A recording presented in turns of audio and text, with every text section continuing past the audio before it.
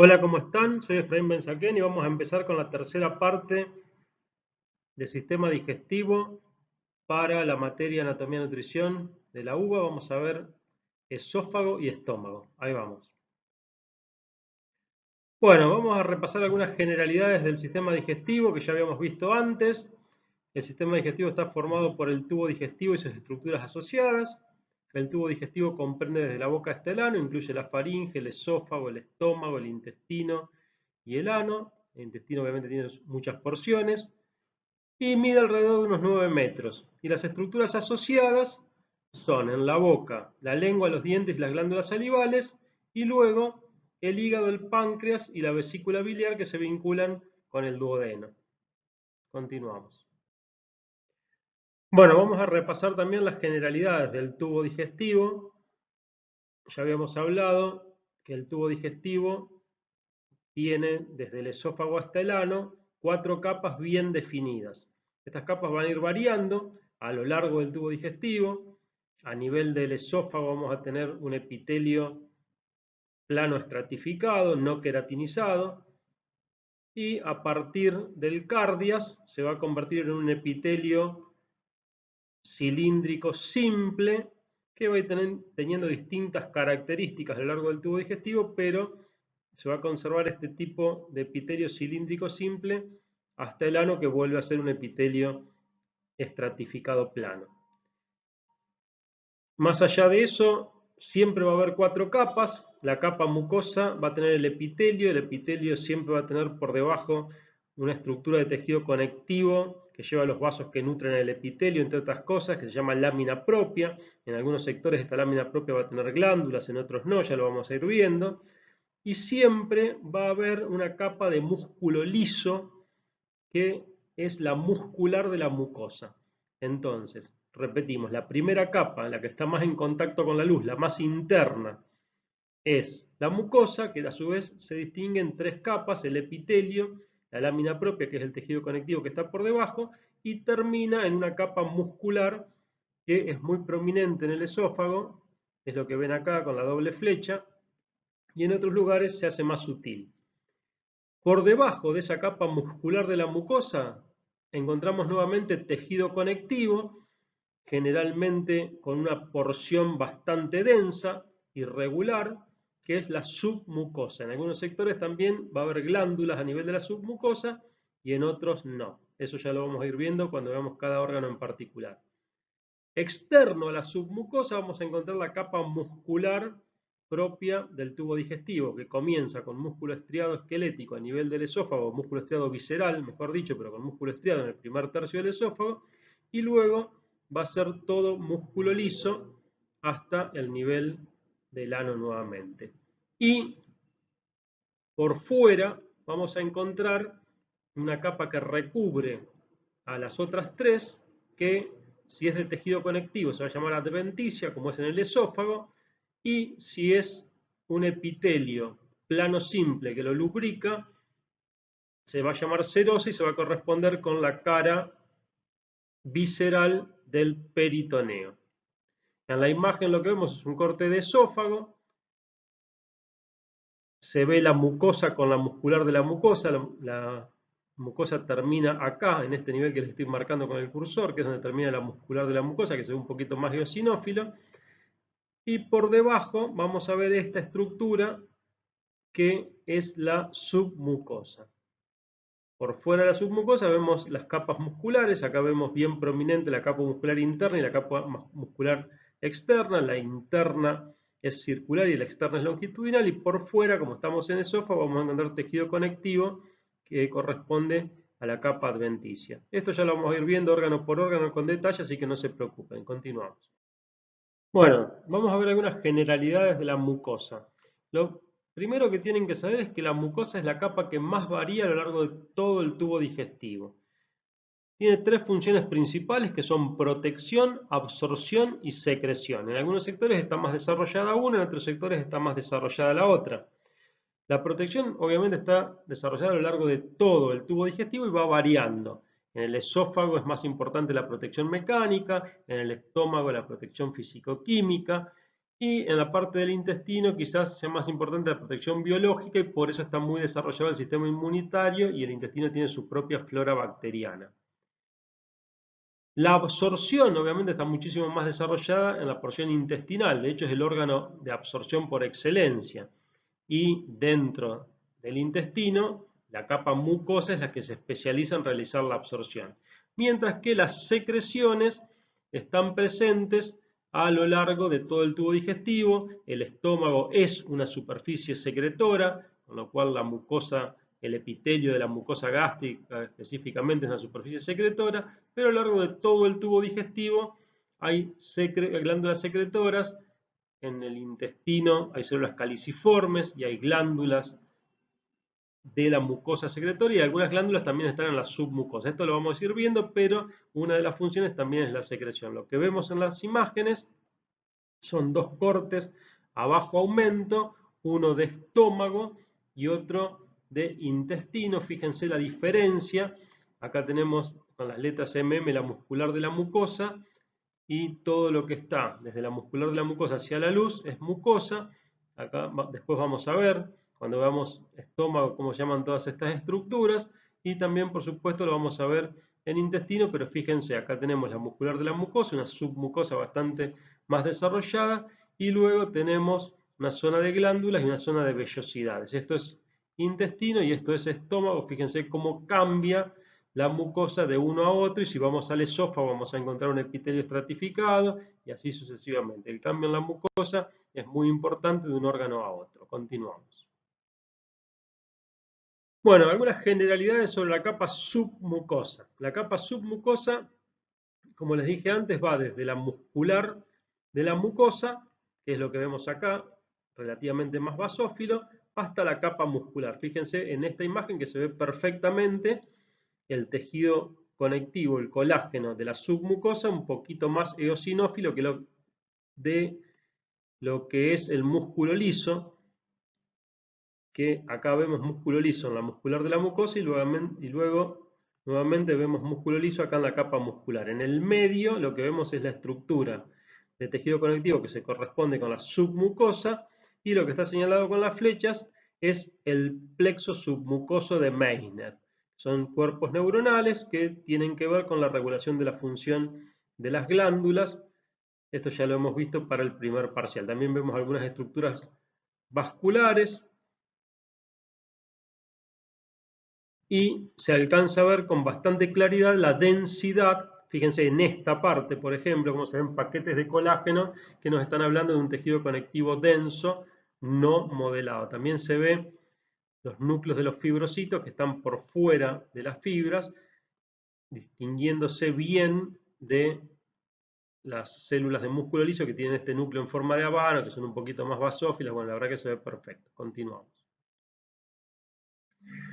Bueno, entonces vamos a remarcar y vamos a reiterar el tema de la capa más externa, que se puede corresponder con la serosa o la adventicia. En algunos sectores del tubo digestivo, esta capa más externa consta de un tejido conectivo que transporta vasos y nervios y que se fija a las estructuras adyacentes, como es el caso del esófago, la parte torácica del esófago especialmente, y en ese caso recibe el nombre de adventicia.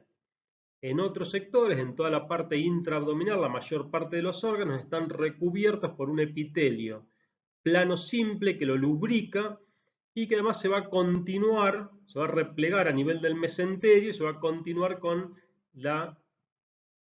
el peritoneo parietal, es decir, con el epitelio que recubre la cara interna del abdomen. En este caso se llama capa serosa, que es lo que estamos viendo en la imagen. Acá podemos ver con claridad un epitelio plano simple. Obviamente por debajo de ese epitelio puede haber algo de tejido conectivo. Y lo que estamos viendo es un corte de intestino. Toda la pared libre del intestino va a estar recubierta por un epitelio plano simple, que es la cara visceral del peritoneo, que se llama capa serosa. Después vemos las capas musculares. Acá vemos el plexo mientérico de Auerbach. Acá vemos la submucosa bien eosinófila, una imagen parecida a la anterior. Y acá estamos viendo estas estructuras de la mucosa que se llaman glándulas de Lieberkühn. Después ya lo vamos a ver, no se preocupen, pero fíjense que acá ya tiene la M, ya empieza la mucosa. Acá se ven con claridad las 4 capas, mucosa, submucosa, muscular bastante gruesa, y con la S la capa serosa. Continuamos. Bueno, vamos a hablar del esófago. El esófago es un órgano tubular de unos 25 centímetros y unos 2 centímetros de diámetro. Esto es siempre aproximado y depende del tamaño de la persona, por supuesto.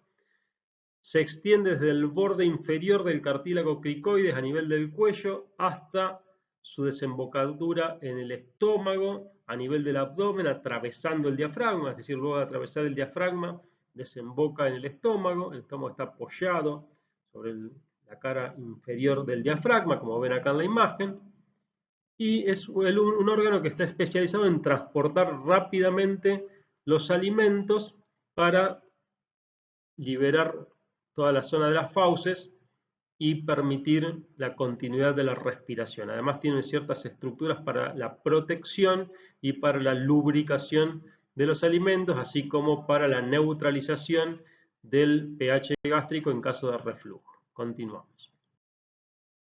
Bueno, acá vamos a ver con más detalle algunas de las estructuras que encontramos en el esófago. Esta imagen ya se las pasé para que la comenten en el trabajo práctico que les propuse. Es una tinción tricrómica de Mason o Mason, como lo quieran llamar. Vemos en color fucsia el epitelio con los núcleos bien negros. Es un epitelio plano, estratificado, no queratinizado, aunque en algunos animales sí está queratinizado, por eso no se preocupen, a veces van a ver algunos cortes, no van a encontrar estas estructuras que parecen queratinización, aunque acá este no es el aumento adecuado, pero pueden verse núcleos, con lo cual podemos decir que en todo caso estaría paraqueratinizado, pero en el ser humano es no queratinizado, eso lo tienen que saber. Por debajo del epitelio encontramos una lámina propia importante, prominente, de tejido conectivo relativamente laxo, no muy laxo, pero sí con un importante componente celular que tiene que ver con la inmunidad, con la vascularización, con la inervación.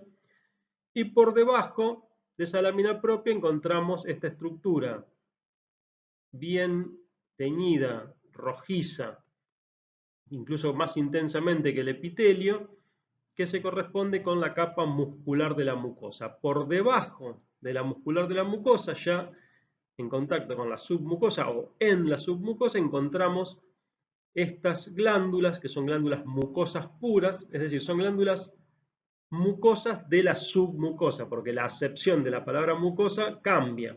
Acá es por el tipo de secreción, porque secreta moco, que se llama glándula mucosa.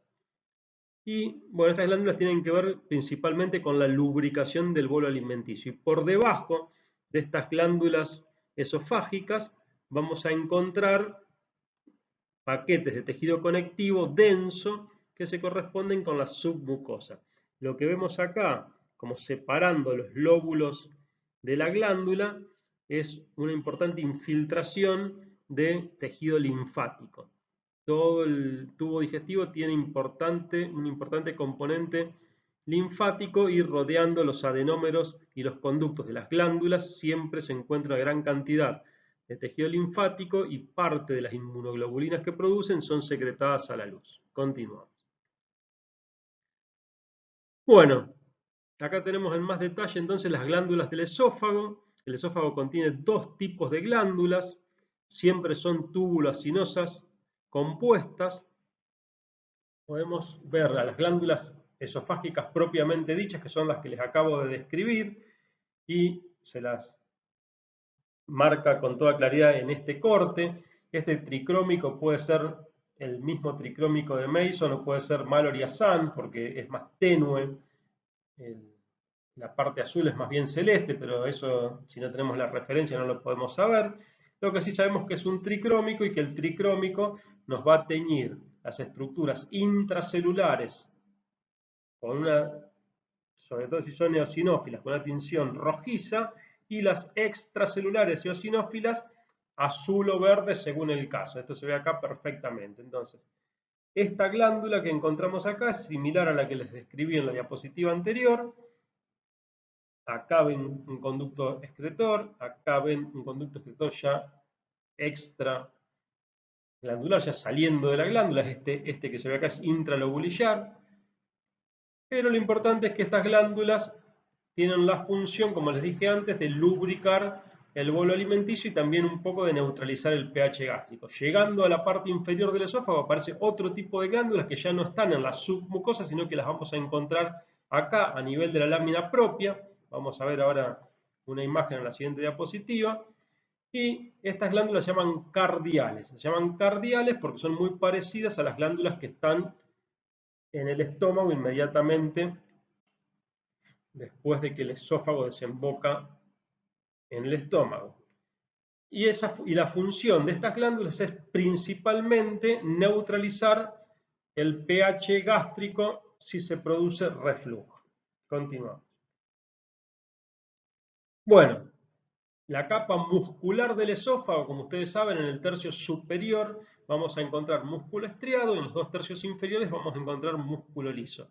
Acá no hay una transición abrupta, sino que hay una transición lenta y por eso en el corte que les estoy mostrando vamos a encontrar algunas células de músculo estriado, que es lo que ven acá señalados con las flechas azules, y el resto de las estructuras de los fascículos van a ser de músculo liso. Fíjense la gran diferencia, como el músculo estriado tiene células grandes con los núcleos periféricos y el músculo liso tiene células mucho más pequeñas. Cuando pasa el corte por el núcleo, se ve el núcleo central a las fibras. Esto ocurre tanto en la capa interna como en la capa externa. El resto de las estructuras son una arteria, una vena y un nervio. Bueno, esta transición, como les digo, se va produciendo progresivamente y en el tercio inferior del esófago ya es completamente músculo liso, hasta el ano va a ser absolutamente de músculo liso toda la estructura muscular del tubo digestivo. Bueno, y esta es la imagen que les decía en la cual se ven las glándulas cardiales del esófago. No he podido conseguir una imagen mejor, pero fíjense, acá es la transición estómago-esófago, lo que vemos a la izquierda es estómago, lo que vemos a la derecha es esófago. Fíjense cómo inmediatamente por debajo del epitelio encontramos todas estas glándulas mucosas, que son glándulas que reciben el nombre de cardiales porque son idénticas a estas que están ya en el estómago. Tienen que saber que la transición epitelial es abrupta y por eso les puse esta imagen. Acá a la izquierda, este esófago obviamente es de un roedor porque tiene una clara queratinización, pero fíjense que justo en el hiato de conexión entre el esófago y el estómago cambia abruptamente, el epitelio pasa de ser plano estratificado a ser cilíndrico simple y comienza el estómago. Continuamos. Bueno, vamos a empezar entonces con el estómago. ¿Qué tienen que saber del estómago? Bueno, tienen que saber que es un órgano intraabdominal, que es hueco, que tiene forma de J, que su tamaño es variable, porque obviamente cuando incorporamos alimentos se distiende y luego se contrae para obviamente permitir el tránsito de esos alimentos hacia el intestino. Su función es contener, mezclar y comenzar la digestión de los alimentos. Y histológicamente se distinguen 3 sectores. Histológicamente 3 sectores y anatómicamente 4 sectores. No se confundan con esto. Acá en la imagen podemos ver el sector del cardias, el sector del fundus, esto es fondo, esto sería anatómicamente, pero histológicamente todo lo que es el cuerpo y el fundus, o el cuerpo y el fondo, que es todo lo que les estoy señalando, curvatura mayor, curvatura menor y toda la parte superior, es lo mismo.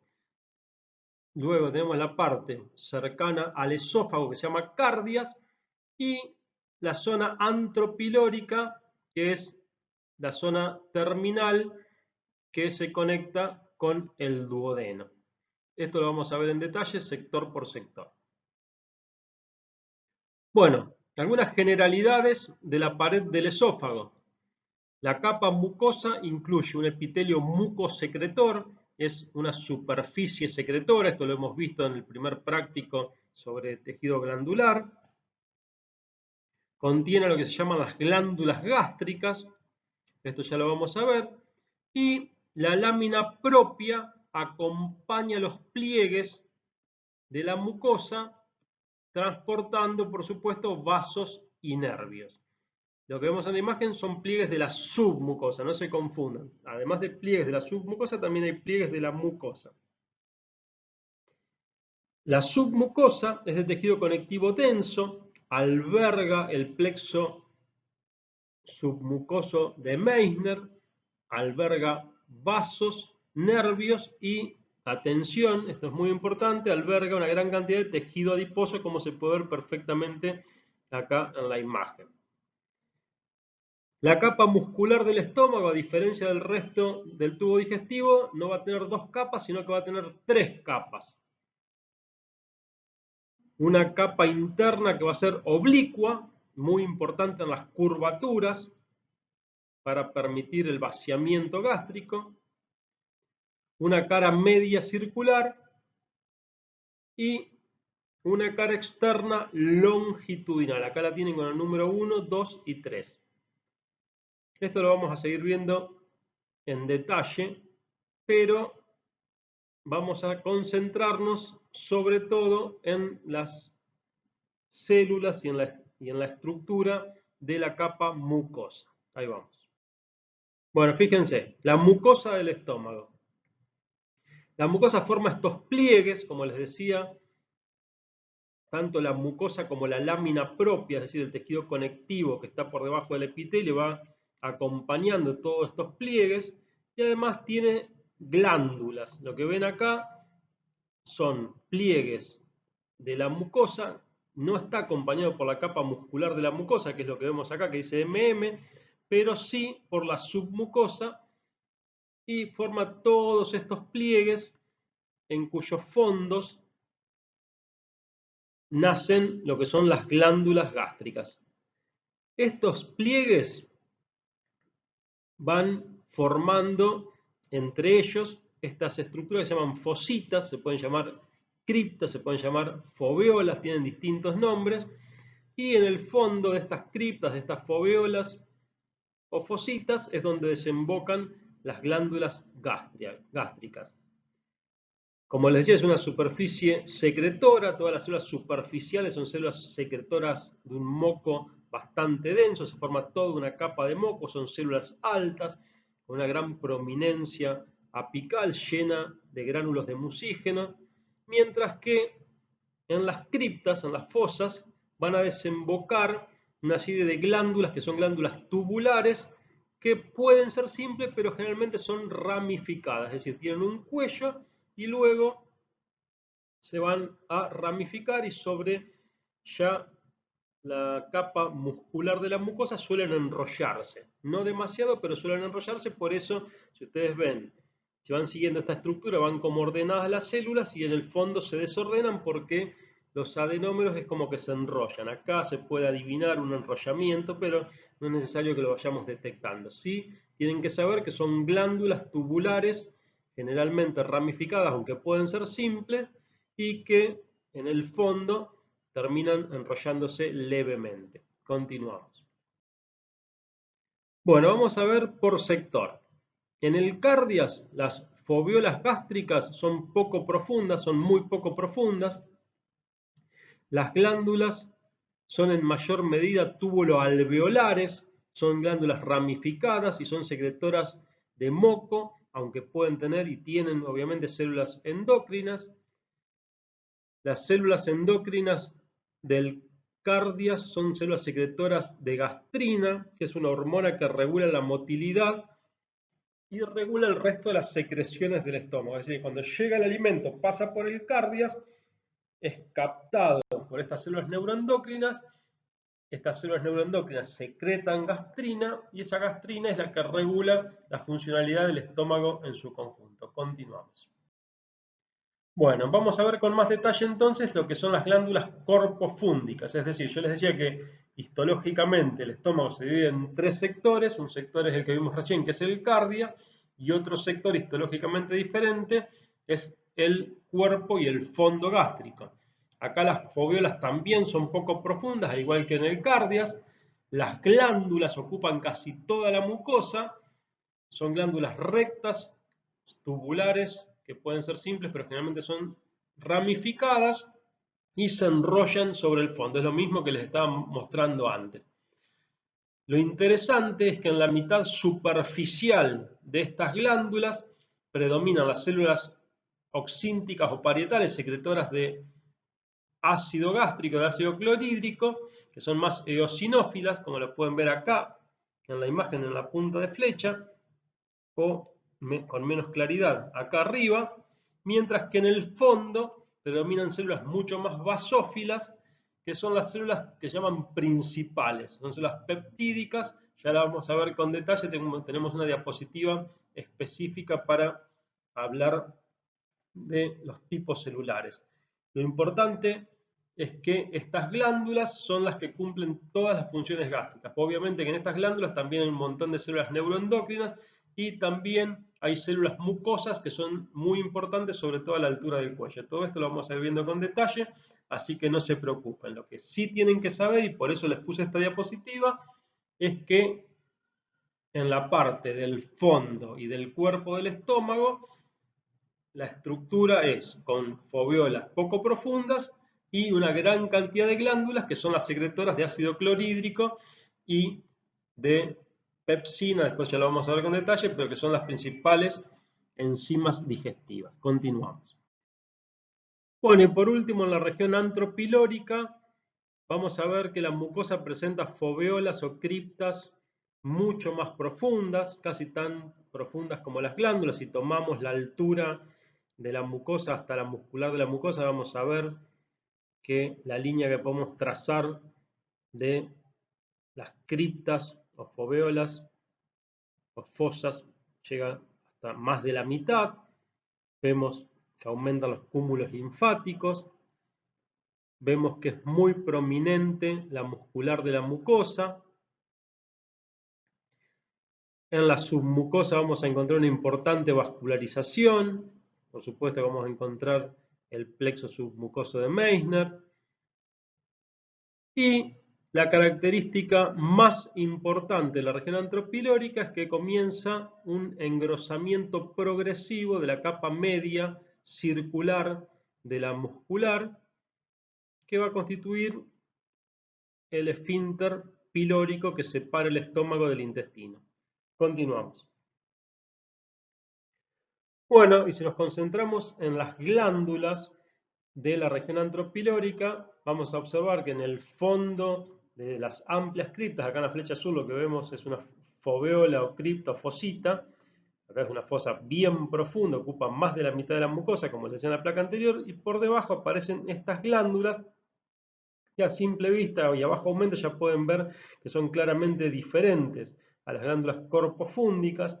Acá predominan fuertemente las células secretoras de moco, son células diferentes a las células superficiales, secretan un moco fluido, son muy abundantes. Estas células tienen que ver con la protección y como estas células secretan un moco rico en bicarbonato, también empiezan a neutralizar el pH, que eso después se va a terminar de neutralizar en el duodeno, y en la lámina propia, por debajo del epitelio, por debajo de estas glándulas antropilóricas, vamos a encontrar una presencia importante de cúmulos y folículos linfáticos. Fíjense, acá se ven dos folículos con claridad y acá se ve tejido linfático mucho más difuso. Bueno, lo que ven en la imagen por debajo obviamente es la muscular de la mucosa y como les decía en la placa anterior, una submucosa muy rica en vasos. Continuamos. Bueno, vamos a ver con más detalle cómo son estas glándulas corpofúndicas. Lo primero que vamos a dejar claro es que se extienden por toda la mucosa del estómago, a excepción de algunas porciones del cardias y del píloro. Son glándulas simples, ramificadas, tienen un cuello angosto y un fondo bastante más amplio que suele dividirse en 2 o 3 ramas que sobre el fondo se suelen enrollar.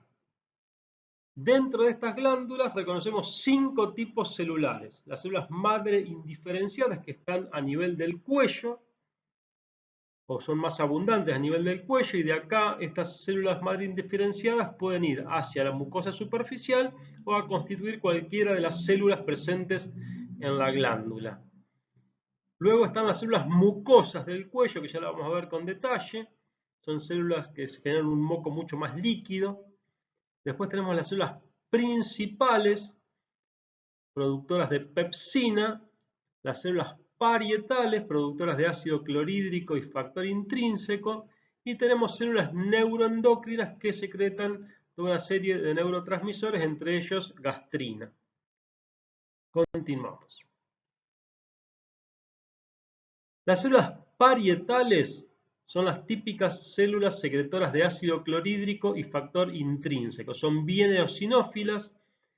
Esto es debido a que tienen muchas mitocondrias.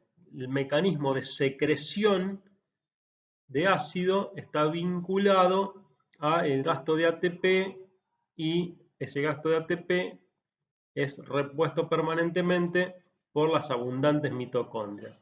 La célula tiene un estado de reposo y un estado de actividad. En el estado de reposo vemos todas estas estructuras con formas de vesículas un poco alargadas que tienen en su interior las bombas, o en su membrana, mejor dicho, tienen las bombas de protones. Cuando la célula es estimulada, generalmente por histamina, acetilcolina o gastrina, que son los receptores estimulantes que están sobre la membrana vasolateral, estas vesículas se fusionan y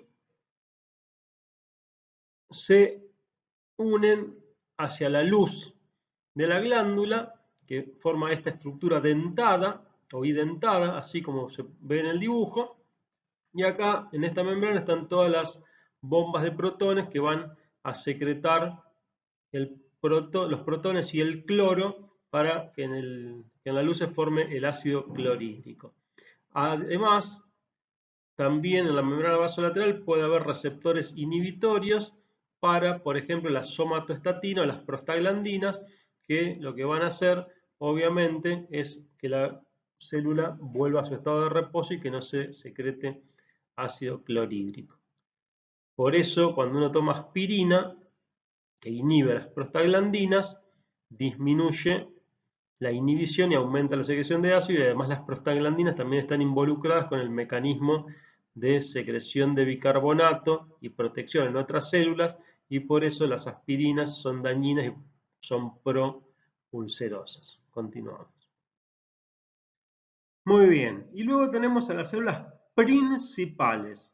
Las principales son secretoras de pepsina, P con P. Principales pepsina, parietales con A, ácido.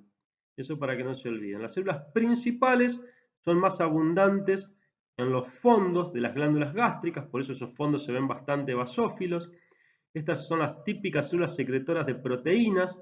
Poseen gránulos apicales que contienen la proenzima, que se la suele llamar simógeno o directamente pepsinógeno. Hay dos variables de la pepsina, la 1 y la 2, y por supuesto hay dos variables de pepsinógeno. El citoplasma basal es bien basófilo porque es muy abundante el retículo endoplasmático rugoso, como lo pueden ver acá en esta foto de microscopía electrónica. Y estas enzimas son enzimas específicamente proteolíticas, sobre todo son muy importantes para algunas proteínas como el colágeno, que si no son clivadas por estas pepsinas, después no se pueden digerir. Y es interesante que se activan con el pH ácido. Cuando en el duodeno comienza a subir el pH, cuando ya sube por encima de 6, estas proteínas se inactivan, las pepsinas. Bueno, acá ven en la imagen una foto de microscopía electrónica donde se ve un núcleo redondo, relativamente basal, con un nucleolo muy evidente, con una cromatina laxa, y luego por fuera del núcleo vemos una cantidad muy abundante de retículo endoplasmático rugoso. Fíjense, lo que ven acá es la membrana basal.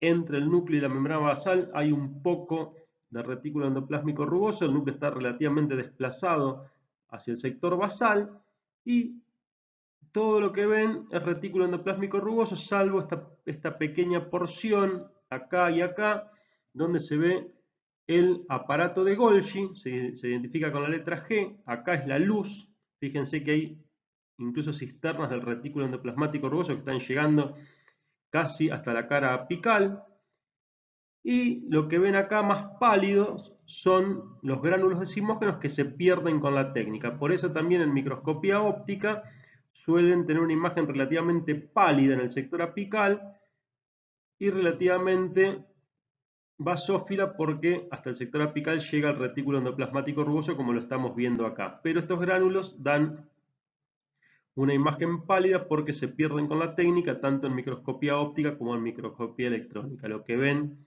acá más oscuros son mitocondrias que se identifican con la letra M. Continuamos.